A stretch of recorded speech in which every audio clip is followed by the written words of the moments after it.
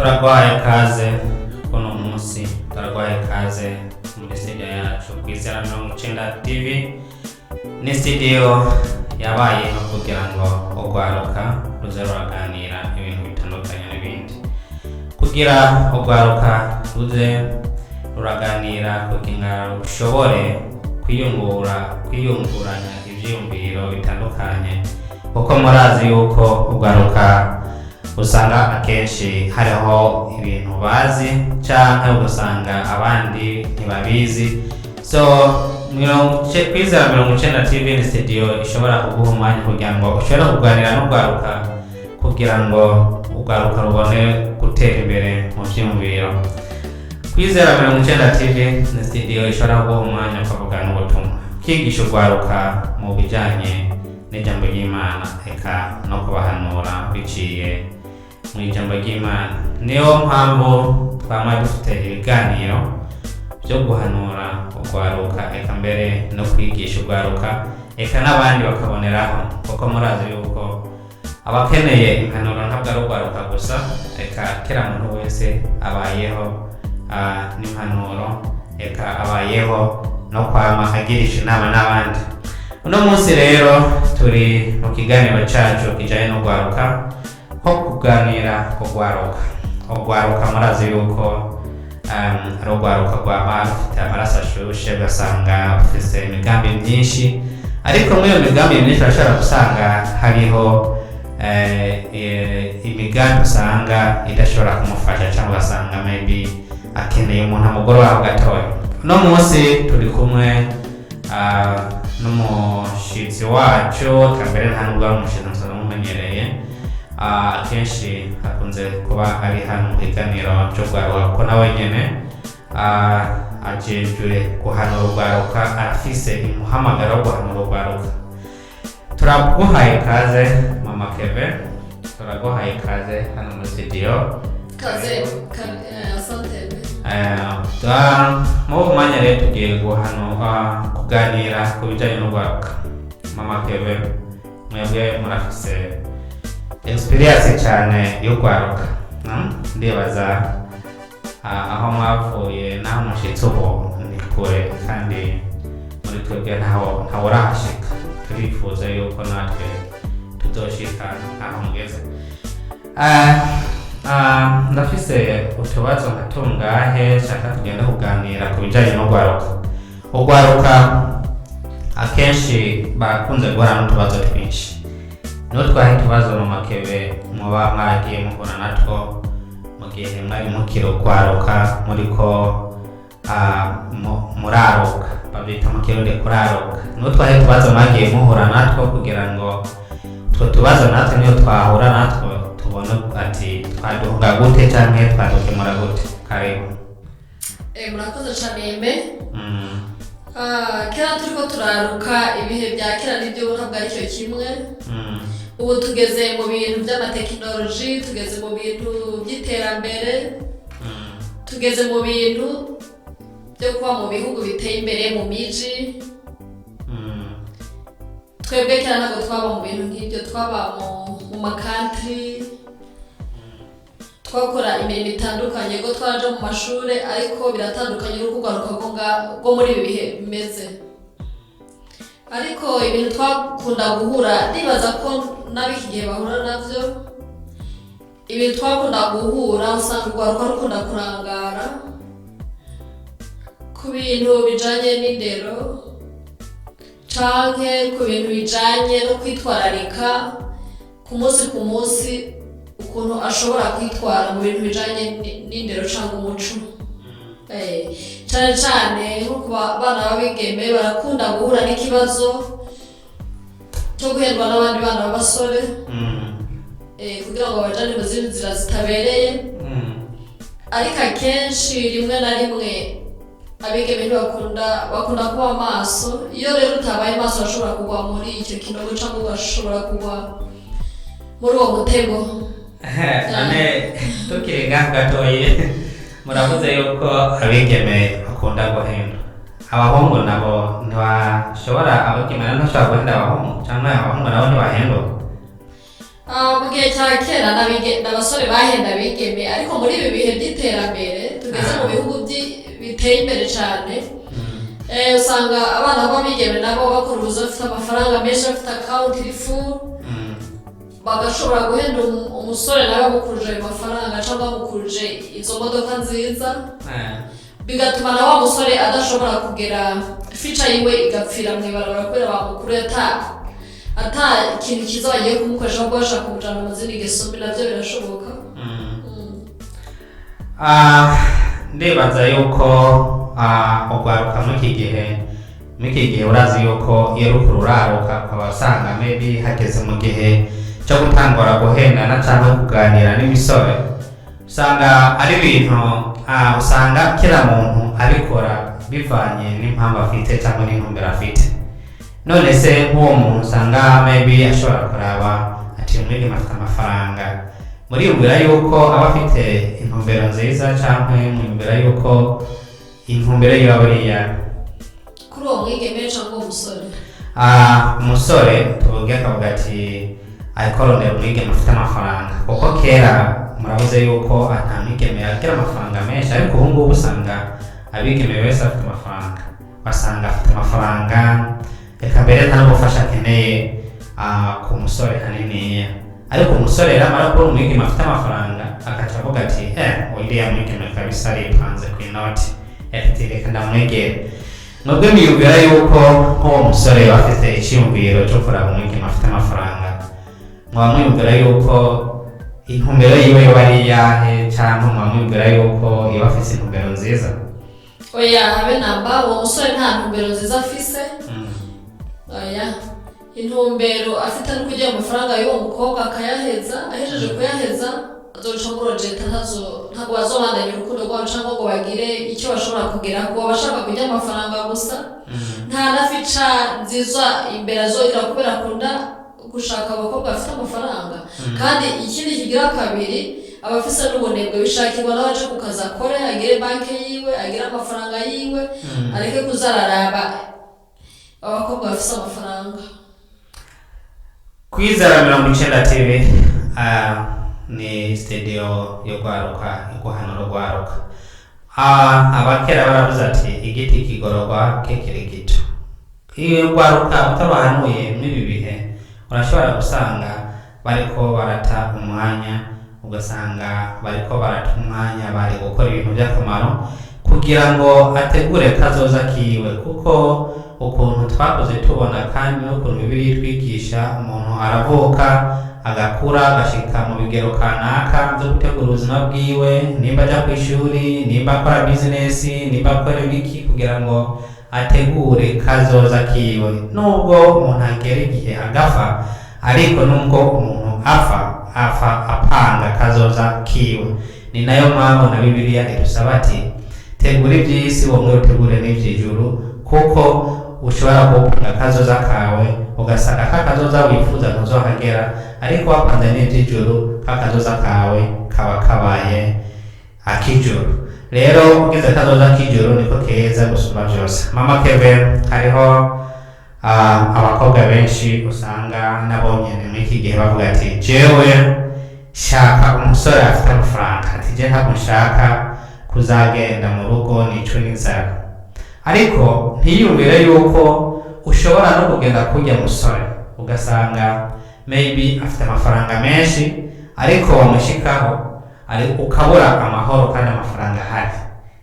Abo bakobwa bameze nuko ubavuga hiki cyane niyahe mpanuro wobaha cyane n'icyahe kintu wohanura gukurikiza mu gihe bageze mu gihe cyo gucagura abasore? Kwanza turabanza turabe uwo mukobwa akunda kuraba umuntu afite amafaranga akifuza ko yobana n'umuntu afite amafaranga. Uwo mukobwa afite ibibazo cyane, kuko amafaranga ntashobora kukubakira. Ikintu cyubaka n'urukundo, kandi urukundo ruri kubiri, hari urukundo rw'igihe gito n'urukundo rwa forever. Mbere yo kugira ngo acagure kubanza kumenya kwanza background y'uwo muntu wari we, akahise kiwe, hari igihe uzosanga afite amafaranga kumbe afite n'abandi bagore utazi utabonye inyuma ari benshi cyane ariko ukabona agaragara nk'umusore cyangwa ugasanga afite abana 10 hariho abantu bagaragara nk'abasore bafite amafaranga yaguhenda rero ati ntabwo ukunze wagiye ukunda amafaranga ugasanga winjiye mu rugo rw'undi muntu cyangwa ukunze umusore afise undi muntu bariko barapanga ibintu byo kubana ugasanga ni hamwe abantu baguye muri yegeregere bagwana bacana amakoti bicana kagari byiza gukunda amafaranga ni byiza n'abakobwa bahaguruke baje kwiga baheze high school bibashobokeye baje muri college cyangwa kuri university hanyuma bashakisha akazi bakore kugira ngo umuntu aza kubacagura nawe babe bafise aho mbega mu gucagura umuntu ntuzocagura umugore w'umunebwe cyangwa umusore w'umunebwe ubanza kuba nawe ufise ahantu uzova muduga kugira ngo ubake urugo cyangwa uzofashe umugabo wawe uje ku kazi ukore nturangamire kuraba amafaranga utakoreye utazi niyo yavuye cyangwa utazi naho yakorera ashobora kuyakura mu bintu bibi cyangwa akaba ari umusuma yisha abantu cyangwa ubuharadutse n'ibintu ugatanga abantu kugira ngo uronke amafaranga cyangwa ukica umuntu kugira uronke amafaranga ugasanga ayo mafaranga yavuye mu maraso y'abantu ni byiza cyane cyane kuraba uwo musore pasite yiwe na background yiwe niho gucagura neza kandi ntushire imbere amafaranga ahubwo ushire imbere urukundo ukareba ko ari umuntu ushobora kubakana yego murakoze mama Kebe intuze abakobwa kweri kandi ibyo bintu biri mu bakobwa benshi cyane avuga ati jewe sinipfuza kuja mu rugo ruzontera inzara ariko igikuru nibaza yuko mama Kebe nubwo abakobwa abenshi usanga bavuga ati dushaka umusore afite amafaranga je nibaza yuko icyumviro cyiza cyangwa amafaranga meza arajye mwarondereye hamwe muri kumwe n'umusore abarundi baravuga ati ntawujya atamugoye ugombye kurya ibintu by'ubuntu usanga bitera ubwenge buke kandi byagusaba bitera ubwenge buke kandi urukundo je nibaza yuko ataho urugirane n'amafaranga ntabwo bisa cyane amafaranga ni ikintu amafaranga nyine ariko ibyiza ni uko mwoshakana yanyu mukayatangurana mukaba mu buzima bwo hasi mukaduga muri kumwe burya kuja kuba amafaranga utazi uko yashatse navyo n'ikindi kibazo ni byiza cyane ushaka umuntu aciye bugufi mukazoza mushakana muri kumwe bukebuke abana kurarikira abantu bafise amadege bafise amayetaje n'imiduga izimvye itazo yabikuye umuntu w'umusore cyangwa ugasanga ntaja no ku kazi urasanga akenshi yabikuye mu bintu bitameze neza niwaja kumushaka uzoreba nabi uzohasiga agahanga muri make impanuro mbona ngaha nuko umwigeme imbere y'uko akunda umusore yobanza akaraba ati amafaranga nubwo yafise nina yajyamo nzoronka amahoro canke amafaranga yoba yabonetse gute kuko abantu benshi turatunze ariko abantu bafite amafaranga cyangwa abantu batunze inzira ziratandukanye zo kuronka amafaranga nk'uko mwabivuze hari haboneka mu nzira nziza hari n'amafaranga aboneka mu nzira mbi none se mama Kevin nk'umwigeme aba ariko araruka ageze mu myaka yo kujya gushaka umusore uwo muhanura gutegura kazoza kiwe gute canwe muko acagura umusore wiwe muhanura gukurikiza ibyahe bintu kugira ngo ashobore kubona umusore mwiza atisunze mu kibazo cy'amafaranga ikintu twomuhanura kugira ngo azoronke umuntu bazubakana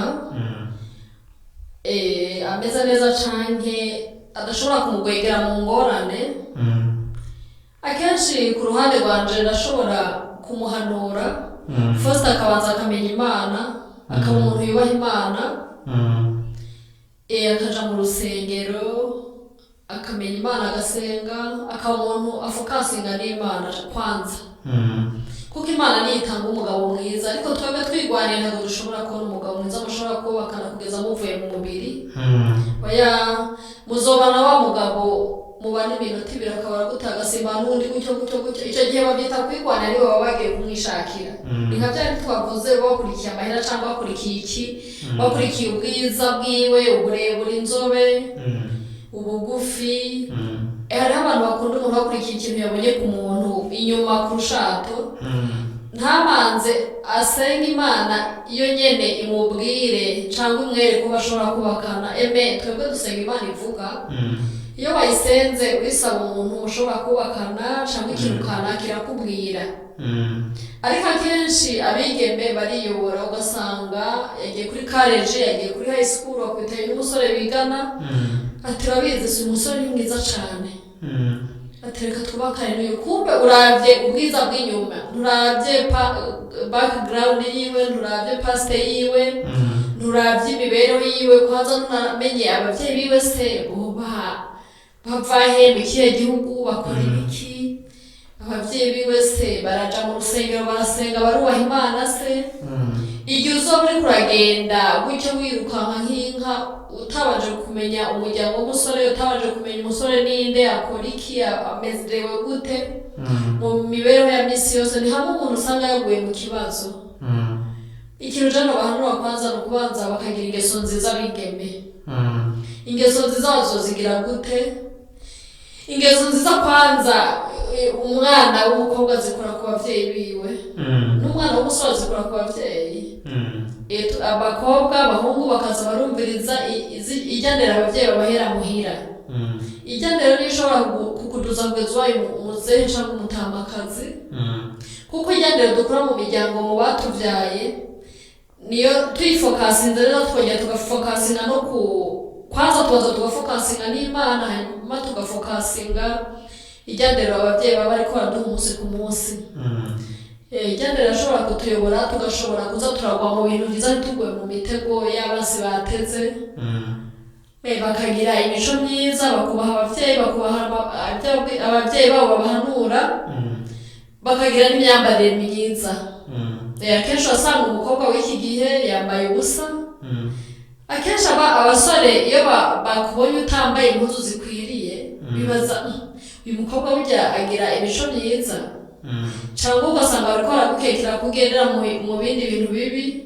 Kuko mu myaka iheze abantu bagenda mu bibi nibo wasanga bambaye impuzu zitabereye, bambaye ubusa. Urabona iki gihe ho umuntu agitinya no kugenda yambaye ubusa. Ariko mu mico ya kera babanza bakareba n'uko wambaye, ukuntu witwara, uko uvuga ibyo ukora. Ni byiza cyane ko abakobwa baba maso mu myambarire, bakanicara no muhira aho bavuga. Usanga umukobwa agenda 24 hours, mu ijoro yaciye aha, yagiye muri cinema, yagiye muri boîte, yagiye muri downtown, yagiye muri mall, yagiye yazungurutse isi yose umunsi wose nijoro, ugasanga ataje nka saa 4 saa 5. Umusore yakubonye arashobora kugucagura, azojya nubwo azokugera muhira, azokwa muzunguruka gutyo nyene. Ahubwo icyiza abakobwa bagira indero bahawe n'abavyeyi, bayifate nk'ama bayikurikize, bagire ukubaha Imana, bagire no kwambara neza, bagire no kuza baragira amasaha yo kuryama yo kuguma muhira n'amasaha yo kuja mu buzi canke kw'ishuri. Kandi ikindi bagomba kugira ntibaze barasura abasore. Umusore ubonye asimbagatana ngo ugiye ku musore wiwe, bareke kuja baragenda mu ngo z'abasore abo aribo bose atabyo bariko barapanga. Ubundi uja gusura umusore muriko murapanga, n'abavyeyi baramumenye muriko murapanga, hasigaye nko kuja kubahezagira mu rusengero. Niho ushobora guhitana umukobwa umwe cyangwa umusaza akaguherekeza mukaja kumuramutsi wawe muhira ku bavyeyi. Apana guca ngaha ngo cenda uretaho hari umusore twigana, usimbiye muhira iwe mu nzu yiwe, ejo usimbiye hariya muri Richburg, ejo usimbiye Richmond, ngo ufite abasore ugiye gusura. Icyo gihe uzoba uri kuritesha agaciro, kandi n'isoko ryawe uzova ku isoko kubera yuko abasore ntibakunda ibintu nk'ivyo. Yakumvisha kabiri gatatu, wagiye aho wagiye, n'abasore barabwira tujya mukobwa yarayereye, ejo yamye kudusura ino, ubundi ejo yamye hano. Icyo gihe akaranga kawe uri kurakica, urigira chip kweli. Ni byiza abakobwa baze baricara muhira, baze barava muhira baja ku ishuri, ku kazi, mu rusengero, bareke kuza baraja gusura abasore mu ngo zabo. Yego ntituvuze ngo abakobwa ntibakaramutse abahungu cyangwa hari igihe abahungu baba n'abagenzi b'abakobwa ugasanga abantu mwigana n'abantu mubana apana ariko byari byo gukurana mu ngo zabo mu byumba byabo hehe. Ibyo nabyo birashobora gutuma udashobora kubona urugo rwo kubaka kuko uba wiyamamaje uba uri kuragira publicity. Ni byiza ko abakobwa bicara mu rugo bagafasha ababyeyi bakava kuri baja ku ishuri ku rusengero cyangwa ababyeyi batumye nko ku isoko. Ibyo ni byo bituma izo ngeso mbi zishobora gucika mu bana b'abakobwa kandi n'abasore ntibaze baragwa mu bigeragezo by'abakobwa baje kubara mu ngo zabo. Icyo ni cyo mbona ushobora kubaha impanuro. Murakoze cyane abakobwa ngira bariko barabyumva. Muriko murabyumva yuko umukobwa ukwiye kugira movement cyangwa gutembera kugize ufise aho kugarukiye kugira ngo guhura n'amasida cyangwa guhura n'utubazo dutandukanye bigabanuke. Ubundi Mama Kevin hariho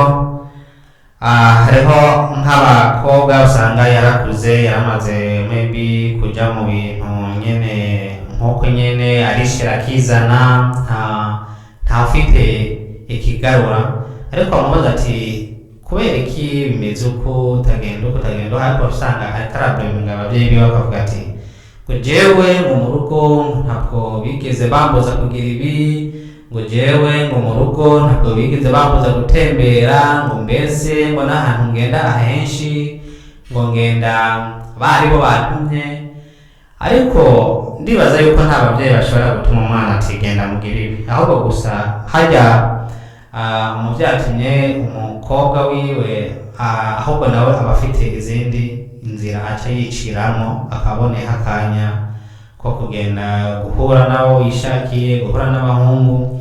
Ariko ukarusanga mwabo bose bagiye guhura nta n'umwe amufitiye intumbero nziza, mwabo bose bagiye guhura nta n'umwe amufitiye iplani nziza yo kuvuga ati bazobana mu rugo cyangwa azamufasha mu buzima.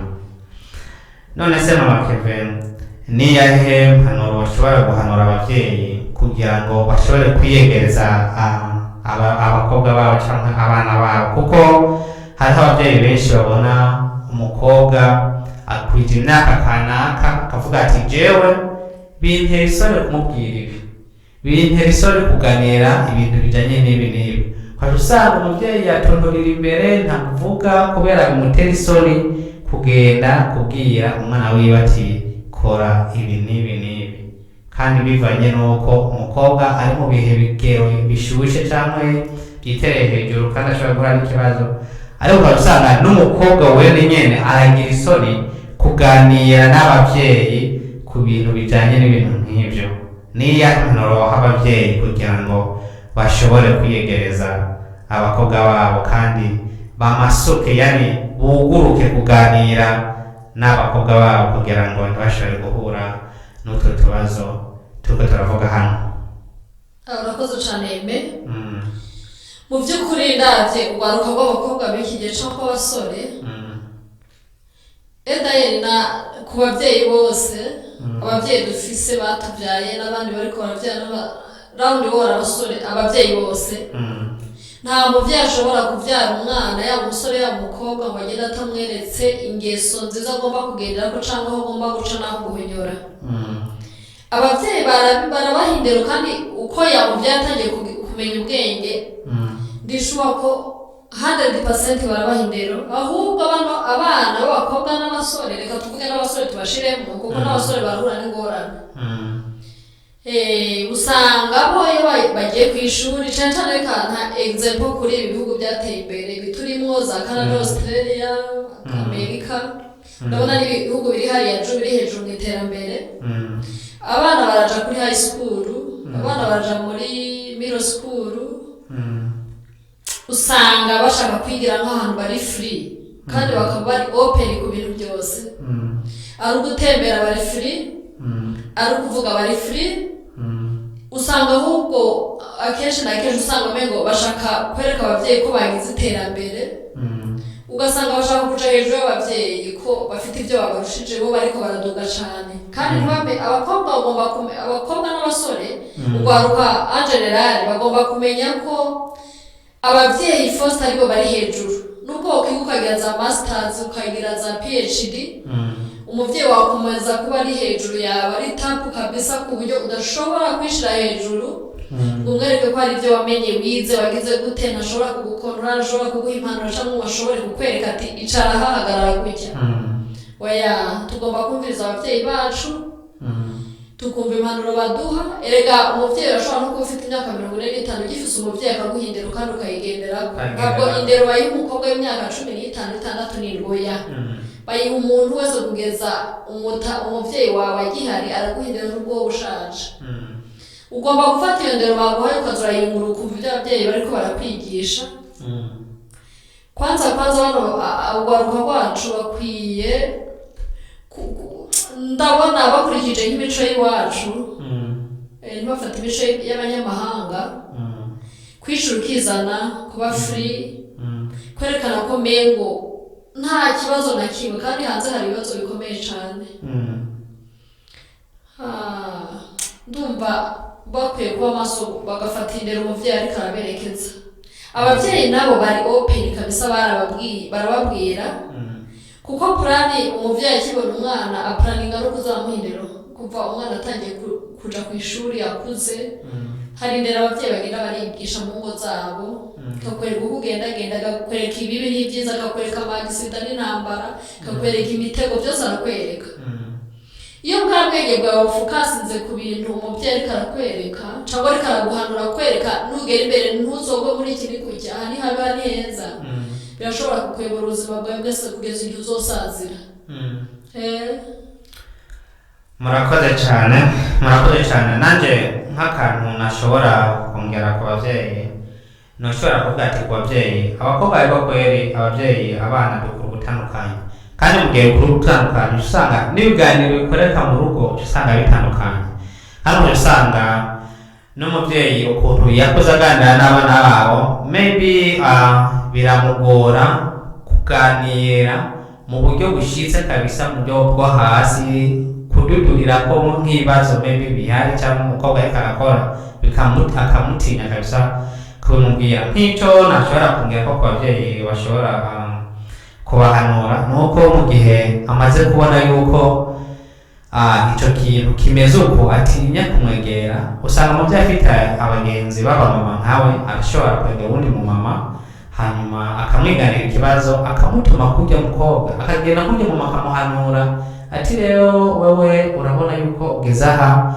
uri mu bintu bigeze aha ati gerageza uzoragera ukuntu agatuma aciye kundi muvyeyi akagenda gushikira ujya mukobwa wiwe kuko abavyeyi bose ntameze kumwe hariho uko iki akaguha amakofa nyene akakubwira hariho n'uwundi agutinya avuga ati ninamukora akaranyica cyangwa n'uwundi avuga ati jeno ndagira isoni kuganira ibintu nk'ibi ku mwana w'iwanje tuma umugenzi wawe umuvyeyi kugira ashobore kumushikira eka mbere bishobotse bivana n'ukuntu biba bimeze muri quartier iwanyu ushaka gutuma umukozi w'Imana akamwegera akamuhanura biciye mu ijambo ry'Imana. Mama Kebe ndafise akandi kabazo none se murabona hano tugeze mu bihugu byateye imbere umukobwa arishira akizana akagenda ahariho hose ashatse ashobora no kugenda nk'iwacu nibuka nta mukobwa yashobora gushika saa moya ataragera mu rugo cyangwa nta mukobwa yashobora kugenda ave mu rugo amare amasaha 2 umuvyeyi atazi iyari ariko urabona yuko hano kubera turi mu bihugu byateye imbere ibyo birahari kabisa kandi nta n'ingorane turiko turabibonamo kubera niko buzima tugezemo nibwo buzima turimo none se twavuze ati abakobwa bakwiye kugumana akajya kanga ka kera cyangwa kugumana impanuro z'ababyeyi akabazo bafise naho kuvuga ati njyewe hano nakuriye nakuze mbona umukobwa bamutumye ku isoko canke bamutumye ati genda ushikanize ubutumwa ku muhana kanaka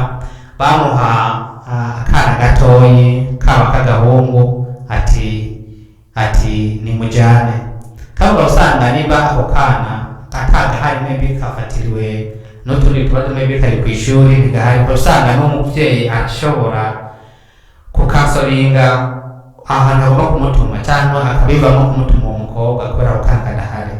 Mbega ushobora kutubwira kajya kana intumbero kaba gafisemo, cyangwa ushobora kutubwira impamvu ababyeyi bifuza kurungikana umukobwa kumurungikana kajya kana cyangwa kajya gasaza kiyo gatoyi kandi ari gatoyi cyane? Ubundi eme aho twebwe twakuriye ntabwo nigeze, ariko byarabaho, ariko ndibaza ko mu bihugu by'iwacu dufite amakaca atandukanye. Birashoboka niba warigeze kubibona, ujya mwana niba bavukana, akenshi muri Afurika umwana iyo bamutumye batuma ari babiri kugira ngo bajane. Ugize ingorane, icyo nibaza hari ikibaye mu nzira cyangwa ingorane zibaye, ujya wundi acenyeruka akabivuga akiruka. Ariko ntabwo nabizi neza, ariko je ntabwo nigeze mbona baduha abana ati duherekeze, kuko twashobora kugenda tukanyaruka ibyo badutumye tukagaruka tukabizana ibyo badutumye tutarenze kugira abandi bantu baduherekeza. Ariko akenshi byarabaho ukajana n'umuntu muvukana cyangwa umutoyi wawe. Ntabwo nibaziye ko ari protection, ndibaza ni culture y'ibihugu by'iwacu. Ni culture y'ibihugu by'iwacu. Murakoze cyane. Muravuze yuko ntabwo yari protection, ariko ati yari culture mu bihugu by'iwacu. Ariko kuba turi mu bino bihugu byateye imbere ntabwo bakibikora, ariko ijyanye culture y'iwacu, ariko turakwiye kuyikurikiza kandi kwibandanya. Ndibaza turakwiye kwibandanya. None se twavuze ingorane zishikira abakobwa mu gihe badashoboye kwitwara neza, nizahe ingorane mu makeve mwakoze mubona zishikira abakobwa batashoboye kwitwara neza? Ingorane ni nyinshi cyane. Iyo ababyeyi baraguha impanuro ko ugomba kwigenza, gutaha kare, kugira icyo wubaha, cyane cyane biri kubiri. Hariho abana bakobwa usanga barakuze bubaha Imana n'ababyeyi babo barakuriye mu nzu y'Imana. Ntabwo tuza kubafata muri kategori yabo bataramenya Imana cyangwa ababyeyi babo badasenga. Cyane cyane abana b'ababyeyi bubaha Imana nabo bubaha Imana ntabwo baza guhura n'ingorane zisa, birahura ariko ntabwo bija guhura cyane.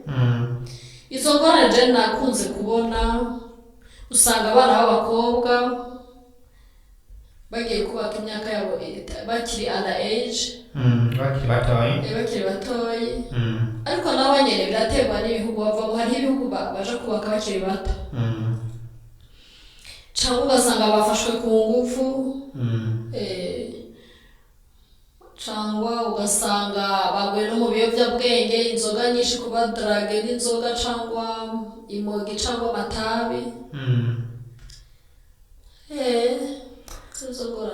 Hariho ingorane nyinshi kabisa, ni ingorane nyinshi cyane bashobora guhura nazo mu gihe badashoboye kwitwara neza. Gufatwa ku ngufu, bashobora gufatwa ku ngufu, bashobora kugwa mu biyobyabwenge, kunywa imogi, amatabi, bashobora gutwara inda bakiri iwabo, bashobora kubura mbese kuvugwa mu bantu ngo nakameze uku nakameze uku.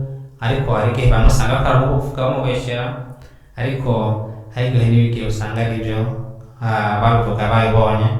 Cyangwa ugasanga maybe abahungu ko ndabazi cyangwa ko nakoze mbona, usanga abahungu barabwirana. Iyo umuhungu yamaze gukora ikintu n'umwigeme kanaka, ashobora kuvuga ati jewe ngo jewe ndakomeye, ngo jewe kuriye ngo ujya ngo twama tugendana, ngo twagenze. Ukasanga rero izo ni mpuzeya, ni ibimenyetso bibi biba biri ku mukobwa, bishobora no gutuma bizumugora kuja gushika mu rugero wo kubaka, kugira ngo abone ujya umuntu amwifuza bivanye n'uko azwi nabi. Si uko nanone nuko, ariko harashobora gufata ingamba zo kugira ngo ibyo bintu bigabanuke. Ariko nuko nyene usanga abasore bararazanya cyangwa hari igihe bakorazanya bakubeshera kugira ngo izina ryawe ribaricafuze. birashoboka benshi usanga babesha. Abandi kwiyemera kubesha cyangwa ugasanga nibyo, ariko akenshi usanga ari ukwiyemera no kubesha, ariko no kuba byo biraba byo rimwe na rimwe, ariko si 100%.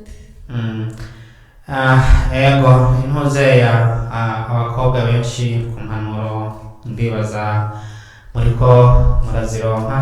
Ikintu gihari iyo uri umukobwa icyambere wiha agaciro uyemere, hanyuma niwamara kwiyemera nta muntu n'umwe uzigera kwanga ngo uriyemera, cyangwa nta muntu waze kwigera kwanga ngo kuko wihaye agaciro, ahubwo umuntu aza gutembera abantu bose yifuza kukugirira ikibi azogutinya, kandi umuntu wese yifuza adafise intumbero nziza kuri wewe azogutinya guturukira imbere bivanye n'agaciro wiha cyangwa bivanye n'ukuntu wifata serious. Muri make iyo wifata serious nta muntu azoza aje kugukinisha, nta muntu azoza adafite intumbero nziza abona yuko kabisa iyo ntumbero ishobora kuzobafasha mwebwe babiri cyangwa izonagufasha nawe, kandi nta muntu azoshobora kuza atabanje kubitekerezaho inshuro nyinshi, kuko amaze kubona ati ujya mukobwa ari serious.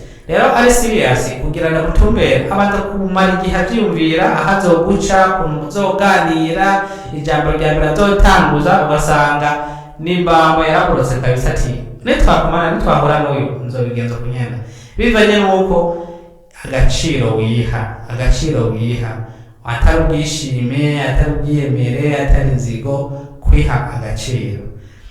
Uguruka neza, uba umuntu yugurutse, uba umuntu aganira, uhuye n'umusore muramutse utwenga umwenyura. Hano mu bihugu bitembere bakubwira ati smile, ukagira smile ukarengana, ariko smile ikagira limit, ikagira ya limit kugira ngo atakumenyera, kugira ngo atakwinjirira. Noneho naguciyemwo iyo smile twayisanze muri ibi bihugu. Ubundi hari iwacu ugize smile ahubwo wacu bagira ati uyu muntu agendera mu ngeso mbi. Ikindi twobahanura iyo smile ushaka kugendera muri culture y'iwacu ugomba kuyitekinga off kayikuraho kabisa. Kuko iyo utayitekinze off iragukururira, bamavuga utagenda aseka haciye hose kugira muntu ameze gute, ugasanga bashaka kugushira hasi. Bigaragara ko iyo smile nayo ishobora kugukwegera ikintu kiri ku mwana w'umukobwa ateza imbere heza, ibyo kwendera se kubusa bakabitekinga off ahubwo bakaba serious. Ego ibyo muvuze nibyo, uri mu bihugu biteye imbere, ariko nubwo turi mu bihugu biteye imbere turacari muri culture y'iwacu, turacari mu migenzo y'iwacu, bivanye n'uko n'ikikomeze ko turi mu migenzo y'iwacu. N'abakobwa bake cyangwa n'abasore bake bariho, ariko ni bake bagenda gushaka cyangwa kwifuza kubakana n'uwo badahuje igihugu cyangwa badahuje culture, barahari ariko si benshi.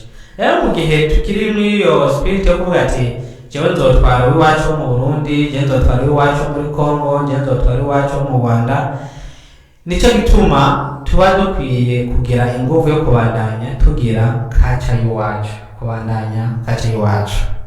Mama Kega yavuze ati smile ntufute, kuko iyo smile uyimuhaye umuhungu aravuga ati jya muhungu kobwa kumuza akajambo gato akabanyeretse amenyo bite, ubwo si maraya cyangwa si umuntu ameze ukunoko. Ukaba usanga iyo smile nayo itemye gukwegera utundi tuntu utari uziga.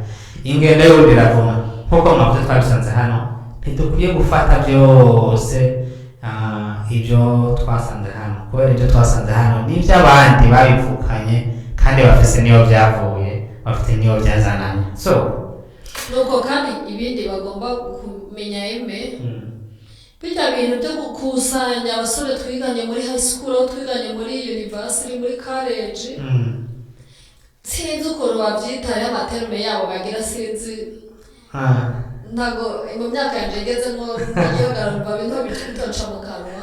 Sinzi nkamwe b'abasore sinzi na jeno tugiye numva bavuga ngo tugiye go hang out, abandi ngo tugiye ngo muri party, abandi ngo tugiye mu biki. oya sikwega uti ni ajya amazina bita ni abasore bafataniye ku mashuri mu ibarabara mu isoko muri za Oh, that's sweetheart na hano. oya Ibyo ni bimwe by'abakopine n'abakopine. Girlfriend na boyfriend. Bijya rero bijya bakwiye kubizinukwa. Bijya iyo bamajije kugendera muri bijya n'ubusambanyi bwikoreye amatwi. Bijya n'ingeso y'ubusambanyi mbi cane. Ufashe ibyo wabyinjiyemo kaba kakubanye ingeso kaca iwacu cyangwa ibicuba wayitaye. Bishaki kuzoje gupanga kubaka n'umuntu uzubakana gusa pare byo kuza ngo nawe n'umusupanishi nawe nuva muri Europe nahuye n'undi ava muri Aziya hari undi uva mu Buhinde ngo journaliste ngo yungu na cenje zinagize ivyo bintu n'ubusambanyi bwihutirwa mu buhagarike bicare bategeze umuntu azoza kubasanya wo muhira abatarajana kubaka urugapani ibyo bintu by'amafuti ibyo ni bibi cane. Mama Keve, hariho abandi basore umurabona twaganiye cyane ku bakobwa cyane katuje ku basore nabo hari abasore bageze mu bihugu bitembera akavuga ati jewe ngo kuba Imana yarashikanye mu bihugu ngo narekanye n'abarundi ngo nabarekanye n'abanyarwanda ngo narekanye n'abakongomani ngo ngiye kwishakira umuzungu ngo ngiye kwishakira umuntu tudahuje urukoba muri make kugira nawe aboneke yuko yinjiye mu bihugu by'abazungu.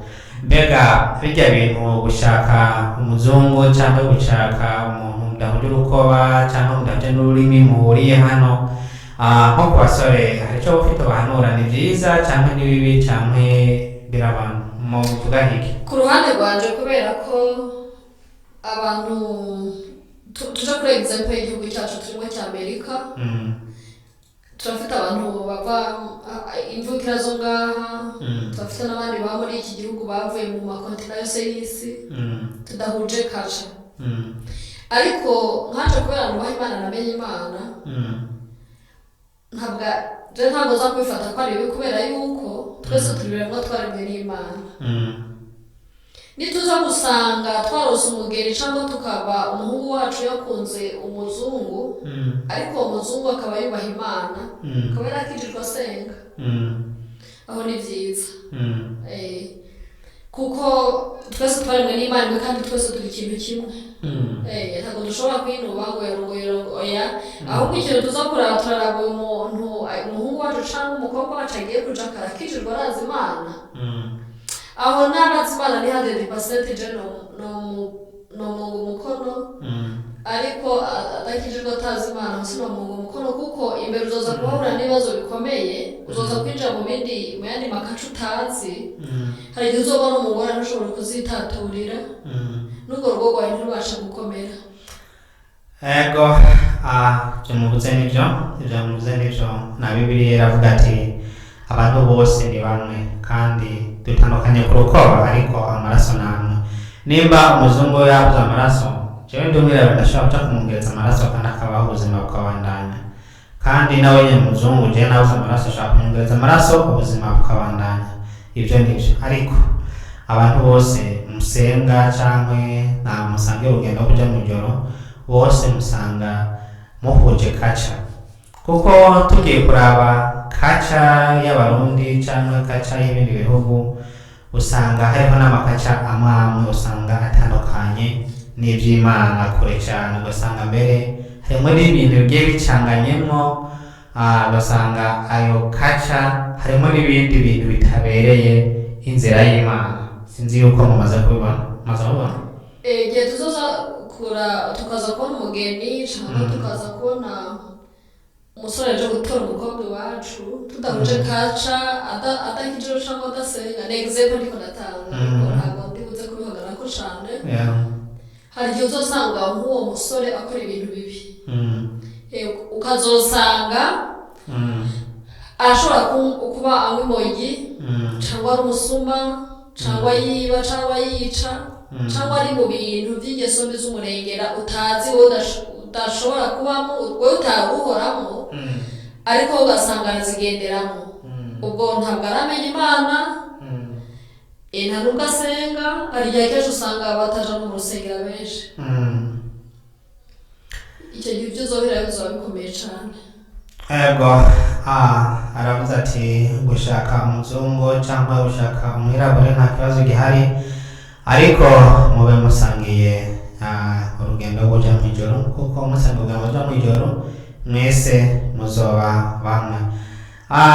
Ikindi kibazo mu makeve, ikindi kibazo mfite ni cyuko twavuze yuko hano turi mu bihugu byateye imbere, hanyuma usanga ibihugu byateye imbere wasanga imigenzo y'iwacu n'ibihugu iratandukanye. Nk'akarorero mu bazungu abazungu nigeze kubangana nabo barambwira ati jewe ndabana n'umugabo wanjye, ariko umwe ashonje aja kuzika akitekera ibiryo, uwundi ashonje agenda akitekera ibiryo, eka mbere nubwo abagonze nko kumesa agahuzu kiwe kashafuye kila muntu wese arakimesera, ariko ukaba babanye umugore n'umugabo. Iyo ibyo nibyo mwa bino bihugu biteye imbere, kandi natwe tuba mwa bino bihugu biteye imbere muri iyi minsi.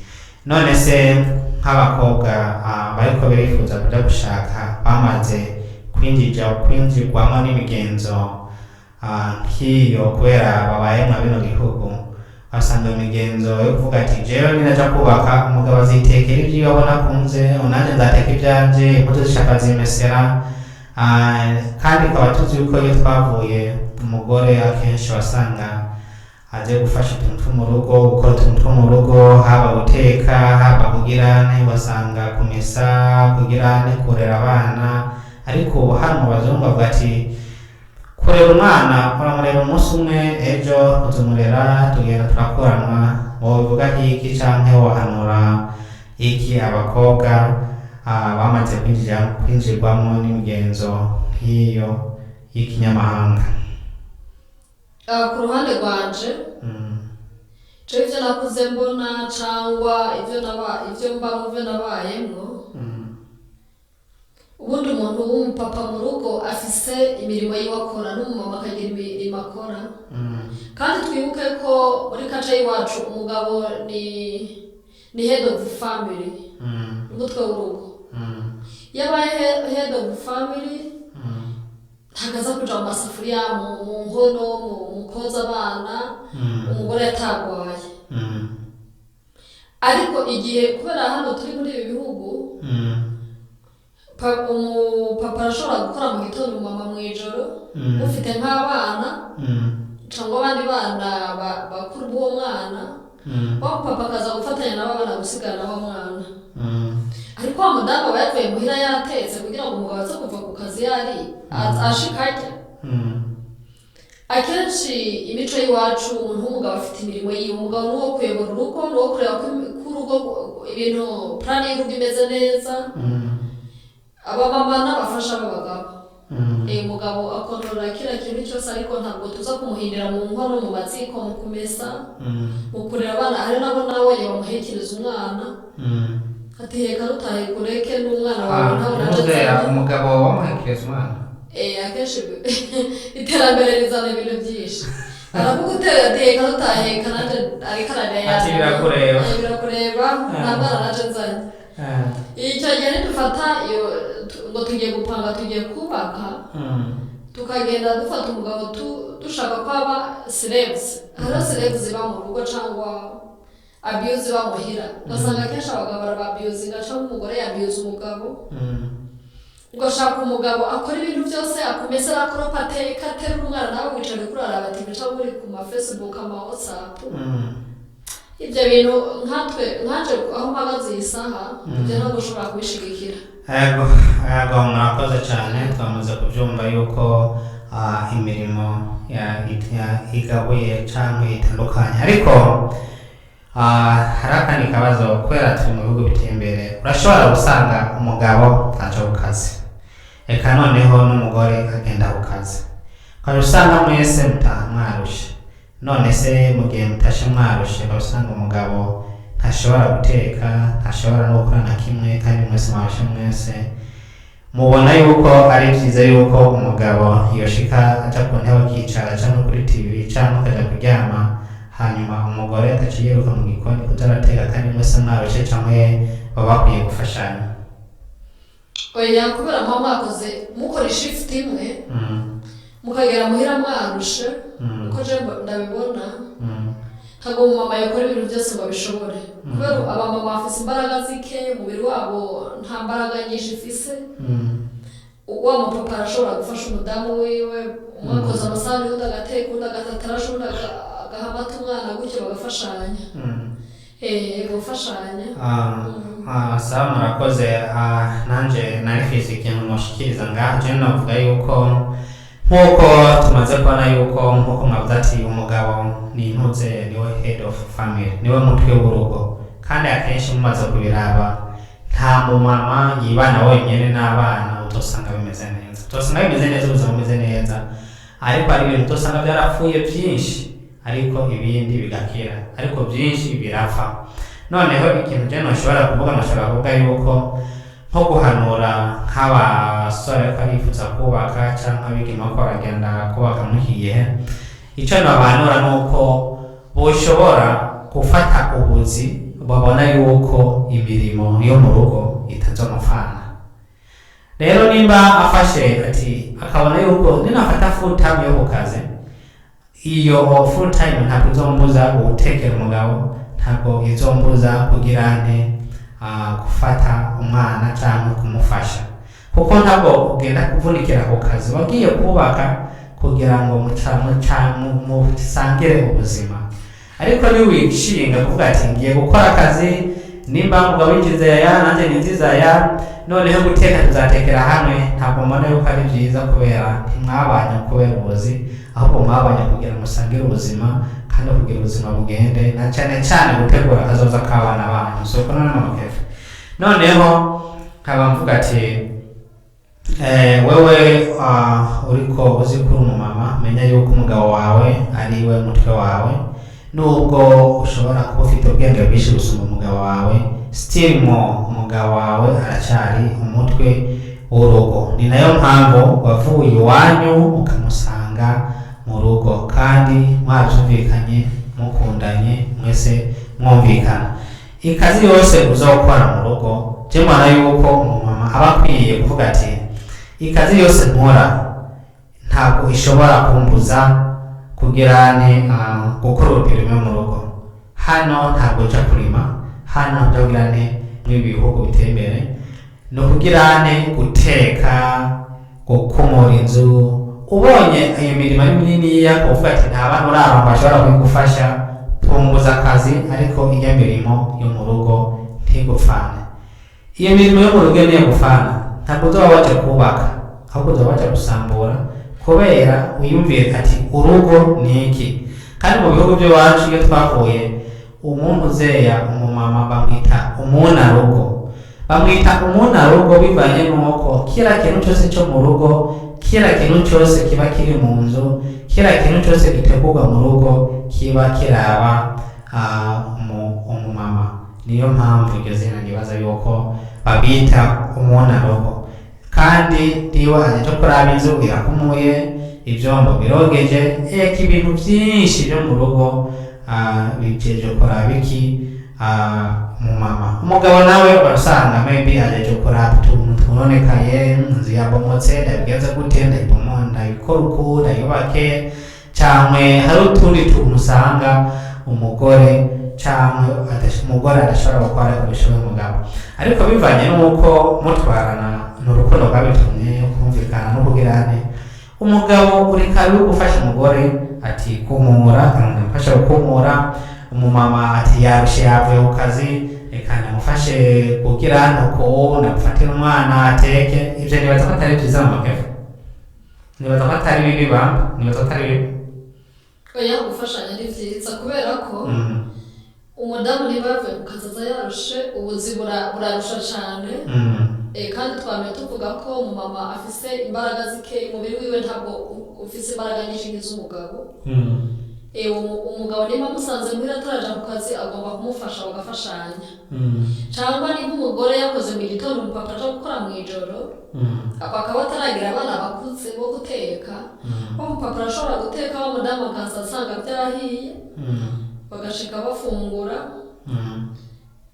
wa mama nawe agaca ashika akora ibyo ahagejeje aho wamupapa agejeje bagafashanya. Okay, birumvikana ibyo byose bikorwa n'urukundo, byose bikorwa n'urukundo kandi byose bitangurwa n'urukundo. Umusore cyangwa umwigeme kwemera ati tugiye gusangira ubuzima bwacu bwose tuzatandukanywa n'urupfu, n'urukundo rwabitumye. Nubwo hagera igihe gusanga byahindutse, urukundo rwagabanutse, ariko ibyo byose biva kuri mwebwe kugira ngo urukundo mushobore kurukomeza, urugo mushobore kurukomeza. Kandi urwo rukundo nabo nk'uko abakozi b'Imana baba babitubwiye, ruzanwa no gusenga, kwihangana no kuba mu nzira y'Imana. Soko turagushimira Mama Kevin, wowe ashoboye kuduteramisha mwa kino kiganiro cyo kwaruka. Ubwo nizere neza yuko urwaruka byana byakunda dutegereza gukura n'icigisho, bakamenya ati ibi bintu ndimo n'ibindi ko ndapanga gukora imbere muri kiganiro hari icyo kimfashije. None se Mama Kevin, nabonye mwazanye Bibiliya, dufite Bibiliya hano, hari ijambo ry'Imana warashoboye kudutegurira mu kwaruka kugira ngo ushobore kwiragiza mu busore bwabo cyangwa mu bwigeme bwabo? Ijambo ry'Imana sinateguriye urwaruka, ahubwo nateguriye isi yose, kila muntu wese, umwana, umutamakazi, imisore n'inkumi, n'abagabo n'abagore. Nateguriye isi yose en general, ntabwo nateguriye urwaruka. Ijambo ry'Imana ndarifise. Sawa, murakoze. Murumva yuko byanga byakunda urwaruka ruragirwa n'ijambo ry'Imana. Eka abatama, abakozi n'abatamakazi bose bagirane baragirwa n'ijambo ry'Imana. Niyo mpamvu mama mubona abantu bose bajya gusenga. Kandi ikindi kintu umenye yuko nubwo turi hano ku isi hari ibiturindiriye imbere, kubera ushobora gupfa ejo, ariko iyo ugiye ntuzi ugiye guhora n'iki. Ariko niba usoma Bibiliya urafise icyizere yuko ugiye mu ijuru, urafise icyizere yuko ugiye gucibwa urubanza, cyangwa urafise icyizere yuko ugiye ahandi hantu hatandukanye n'ibyo nje kuvuga. Ubwo rero turaguhaye ikaze ku ijambo duteguriye, kandi nongere ndibutsa abantu yuko mu buzima bwose bategura bamenye yuko iyo twavuye mu bwana twagiye tuvamo, ushobora kumenya iyo wavuye, ariko iyo kuratumbera uja ntahuzi. Rero mu gihe utari kuramenya iyo uri kuraja, ntuzi ejo bigenda gute, ntuzi ati ejo urabyuka amahoro. Niyo mpamvu twama dusaba cyane tugerageza tube mu maboko y'Imana. Karibu mu makero ijambo ry'Imana riteguriye, hanyuma nyuma y'ijambo ry'Imana dushobora kogara kino kiganiro. Karibu. Murakoze cyane kuduha umwanya kandi kugira ngo dushikirize abantu bose batuye isi ijambo ry'Imana. Murakoze cyane. Turashimiye namwe muza kuryumviriza kugira mutege amatwi, kugira ridufashe na twebwe aho twicaye hano n'uyu mukozi w'Imana kugira tugirire akamaro, ridupushinge mu minsi ikiraza itoroshe cyane. Reka dusenge kugira tunyarutse. Amen. Mana yacu ushobora byose, Mwami ijuru n'isi, turongeye turaje imbere y'inyonga zawe Mwami Yesu, turongeye turaje imbere yawe Mwami, turagushimira kuri Imana ikomeye. Tugeze mu mwanya w'ijambo ry'Imana Mana, turagushimira ko turinze muri iki kiganiro. Turizeraga Mana tuza kuvuga iri jambo ryawe, abantu batuye isi bose imitima yabo iraza koroherwa, kandi Mwami uze kuba uri kumwe natwe kugira ngo tugiye kuvuga uze kuba uhagararanye natwe kugira ngo tubashe kuvuga. Ku bwacu ntitwoshobora kuvuga, kuko ijambo tugiye kuvuga ryari kuvuga abamarayika, ariko twebwe tugiye kureguka turivuge, ariko turaza gushobozwa nawe kuko ni ijambo rikomeye cyane, ijambo ryahumetswe n'Imana rikomeye cyane. Uze kuba hafi yacu Mwami Yesu, uze kubana natwe, uduha imbaraga, kandi uturinde kuvuga ibyo tutasomye. Byose tugusabye mu izina ryawe ryera. Amen. Tugiye gusoma muri Matayo 24 kugeza kuri 4. Hariho abantu batabasha kumva ururimi rwacu, ariko barashobora kuza gusoma muri Bible yabo y'Icyongereza. Ni muri Matthew chapter 24 1-4. Nabyo birashobora kubafasha. Reka rero dusome mu izina rya Yesu. Haravuga ngo Yesu arasohoka ava mu rusengero, akigenda abigishwa biwe baramwegera ngo bamwereke inyubakwa y'urusengero. Arababwira ati, ntimubona ibyo byose ndababwiye ukuri, aha ntihazosigazwa ibuye rigeretse ku rindi ridasamburiwe hasi. Yicaye ku musozi wa Elayono, abigishwa biwe baramwegera bihereranye baramubaza bati, tubwire ibyo bizoba ryari, kandi ikimenyetso kizoba ikicukuza kwawe n'icumuhero w'isi. Yesu arabishura ati, mwirinde ntimuhagarike ubazimiza, kandi benshi bazoza mu izina ryanje bati ni jewe Kristo, kandi bazozimiza benshi. Muzokumva intambara n'impuha z'intambara, mwirinde ntimugahagarike imitima, kuko bitazobura kubaho, ariko umuhero uzoba utaraza. Kuko ihanga rizotera irindi hanga, n'ubwami buzotera ubundi bwami. Amapfa no kunyiganyiga kw'isi bizobaho henshi, ariko ibyo byose ni itanguriro ryo kuramukwa. Niho bazobatanga ngo muzigirizwe, bazobica, kandi muzokwahwa n'amahanga yose aho abahora izina ryanje. Niho benshi bizobasitaza, bazokwankana, kandi hazokwaduka abigira bavugishwa n'Imana benshi, bazimize benshi. Maze kuko ubugarariji buzogwira, urukundo rwa benshi ruzotimba, ariko uwihangana agashitsa kw'iherezo niwe azokira. Kandi ubu butumwa bwiza bw'ubwami buzovugwa mu isi yose, ngo bube ikimenyetso kibere icabona amahanga yose, maze umuhero uzoca uza. Amen, amen. Amen. Yesu ashimwe cyane. Amen. Twari twavuze kuri Matthew chapter 24 1-4, ariko ntibyakunze twagize Matthew chapter 24 1-14. Ku bantu batumva icyongereza baraza gukoresha Matthew chapter 24 1-14. Abavuga ururimi rwacu ni Matayo 24:1-14. Murabyumvishe rero ko tugeze mu bihe bigoye cyane. Urumva ko abigishwa basohokanye Yesu bakamwereka inyubakwa ndende cyane. Ndibaza mu bantu mutuye ku isi hose, mu continent yanyu cyangwa mu masiri yanyu cyangwa mu state yanyu, hariho ama-etage maremare, inyubakwa ndende gose. Yavuze ko muri icyo Yesu yababwiye ati, muri icyo gihe iyo nyubakwa ntawe rizosigara ku rindi. Ibintu byose biri hasi byahindutse ivu. Izo nyubakwa zose zizosenyuka. Mwumvishe harimo intambara, mu ntambara ubwami buzotera ubundi, abantu bazoryarukana bazirija, abakozi b'Imana bazoryarukana bazirija ijambo ry'Imana, bazobica babahama, kandi hazoza bavugishwa benshi bayobya abantu n'imitingito y'isi. Murumva rero mwene data, abantu muri ko muradutegera, ni byiza cyane ko twogaruka ku Mana, kugira ngo Yesu niyagera kuza azosange twiteguye. Kuko natasanga twiteguye ntabwo azoshobora kutujana. Nanjye ubwaje nawe twicaranye nitutitegura ntizoshobora kubona ubwami bwo mu ijuru. Ni byiza cyane dutegura inzira zacu, ni byiza cyane twubaha Imana, ni byiza cyane tugaruke ku Mana. Tuzogaruka ku Mana gute? Tuzogaruka ku Mana twanga ibyaha gato na kaniniya. Tuzogaruka ku Mana tugira ngo kubahana, urukundo, kwihangana, kutajyana, dushira hamwe.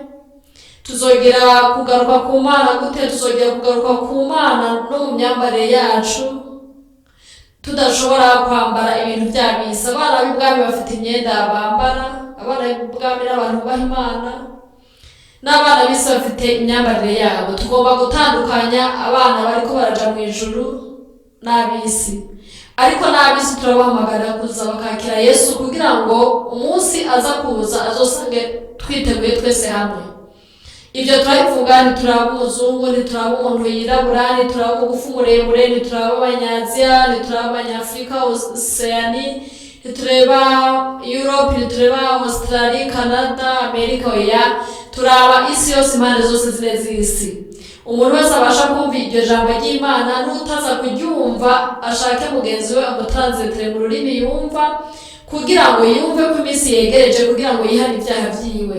Hariho benshi bakubaza ati se turashobora kuvyihana gute?